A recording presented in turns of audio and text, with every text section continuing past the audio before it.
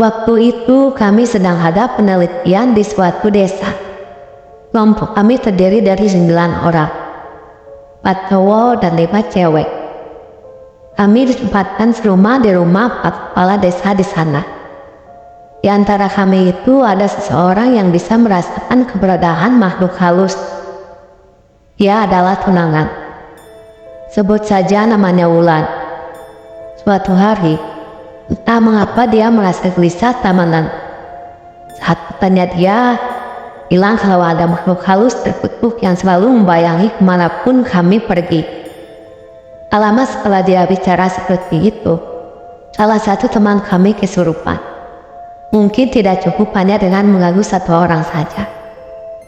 Mereka juga seringkali melakukan teror menyeramkan ke teman-temanku yang lain. Singkat cerita, kami lalu membawa teman-teman kami yang kesurupan tadi ke tempat orang pintar yang ada di desa itu untuk diobati. Dia bilang kalau di desa ini memang banyak makhluk halus yang berkeliaran. Dulu desa ini adalah pelarian bagi gerilya.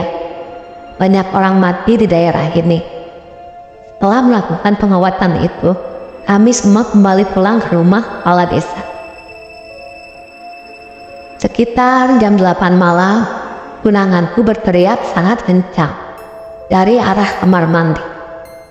Aku dan teman-temanku yang lain bergegas menuju kamar mandi.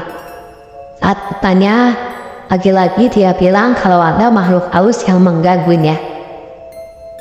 Sosoknya kayak raksasa. Aku pun tertawa untuk mencairkan suasana. Tunanganku itu terlihat pucat, tak bersemangat dan lemas. Aku segera mengantar Wulan ke kamarnya. Sesampainya di kamar, dia bilang, jika kami tidak pergi 2 hari lagi dari desa ini, maka makhluk itu akan mengikuti kami semua tanpa kecuali. Saya ingat betul bahwa malam itu adalah malam ketiga kami di desa itu.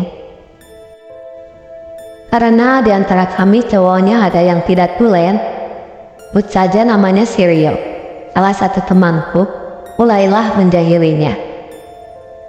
Si Romi mengikat sebuah selimut di bagian ujungnya, seperti kayak pocong. Kemudian pocongan tersebut ia taruh dengan posisi berdiri di samping jendela, dekat Sirio tidur. Keadaan gelap memang mendukung untuk menjahili orang. Ketika Sirio bangun pengen pipis, sontak dia kaget saat melihat pocongan tadi. Rio yang awalnya cuma kaget biasa, tiba-tiba berteriak histeris, dan akhirnya jatuh pingsan. Kami awalnya mengira Sirio takut dengan pocongan bikinan si Romi. Tapi dugaan kami salah, karena beberapa saat kemudian, ada pocong beneran berdiri di samping si Romi. Aku melihat Romi yang tadinya besar hati, karena sudah merasa berhasil jahilin si Rio, langsung pingsan juga karena melihat pocong beneran cuma berjarak 5 cm. Pagi harinya, kami langsung minta HCC kepada dosen pembimbing untuk membatalkan penelitian di desa ini. Hari berlalu dengan cepatnya. Ketika sore itu kami para cowok pergi lagi ke tempat orang pintar yang ada di desa ini. Di tengah perjalanan, tiba-tiba si Romi bilang, pada nyium bau wangi enggak? Spontan, teman-teman yang ada di situ pada memonyongkan mulutnya, sambil penasaran mengendus-endus bau yang ada. Benar juga sih, saat itu memang santer cium bau wangi mirip-mirip pandan. Sadar bahwa bau pandan itu mungkin berasal dari bawah jembatan yang kami lalui. Salah satu temanku si Mamat dengan rasa pemberani pergi melihat ke bawah jembatan. Anehnya, pas Mamat kembali ke atas, dia tampak gembira dan lalu pergi ke ujung jembatan. Entah respon apa yang ada pada diri, hingga aku menyusul dan mengikuti si Mamat. Tiba-tiba dia memanjat pagar jembatan dan hendak melompat. Refleks menariknya kembali turun dari atas pagar jembatan itu. Dan akhirnya Mamat pun selamat. Malam mulai datang. Waktu sholat isya pun masuk.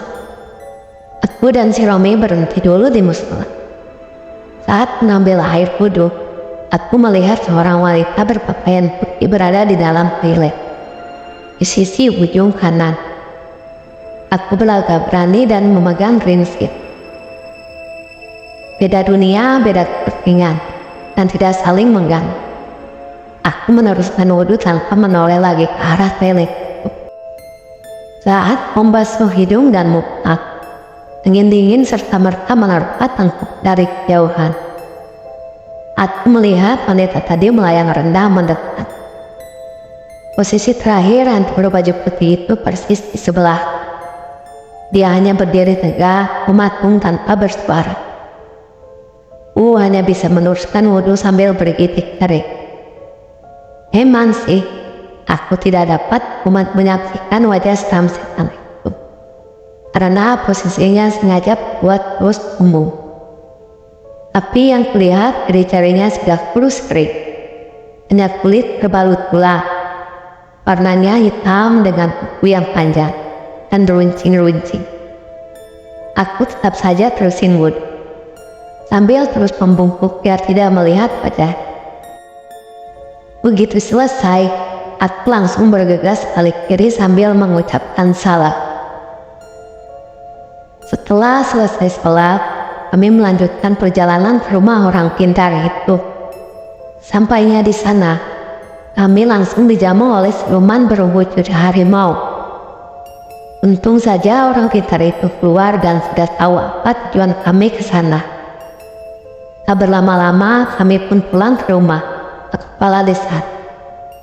Sampai di sana, kami melakukan ritual agar kami tidak diikuti sampai ke rumah masing-masing.